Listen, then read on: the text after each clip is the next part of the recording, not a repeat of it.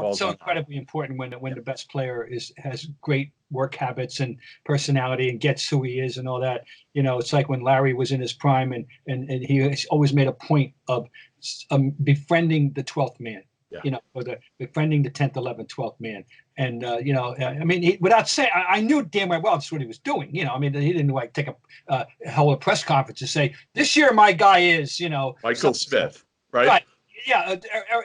Eric Princeton, but whoever. But Larry Rick Carlisle was that guy. Yeah, sure.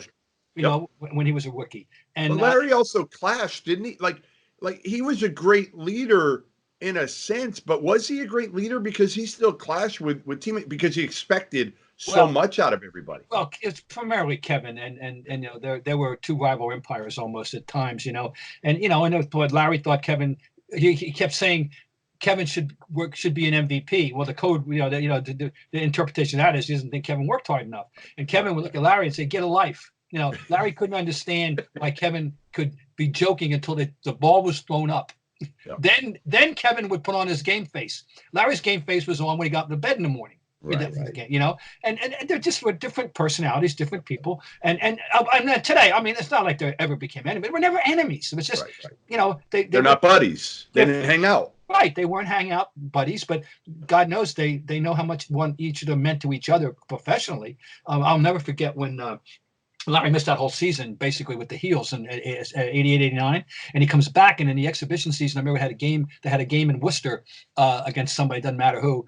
And Larry's back, and now Kevin's getting these feeds he hadn't been getting for a year. He's getting the ball exactly where he wanted it. The ball, put the hand up, and the ball magically appears at the hand. When Kevin's at the right, he's got the half step on the guy. He's got the guy sealed off. He hadn't had this for a year, I mean, so by the way, when they talk about greatest passing forwards, and I totally will acknowledge LeBron it's either one, and I can make a case for Larry, and I'm sure somebody can make a case for LeBron, but I really believe Larry still had more all-around passing ability than LeBron, but maybe I'm wrong. But anyway, he was a great post feeder.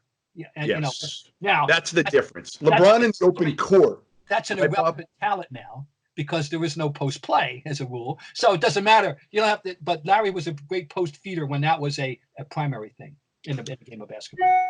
Listen, yeah, for those who haven't seen Larry's passing, I mean, both of them, incredible. Both of them just see everything. Their IQ, like either could have played, I get a kick out of it when people are like, well, could Larry Bird have done what he did in today's game? Of course he could have. Like, he was so special and could have played in any era. Same thing with LeBron James. Like, it doesn't, those guys' IQs are off the charts, and that's the one thing they look at LeBron right now. He's leading the league in assists. I'm just apoplectically, I don't know what to say about how great he has been this year.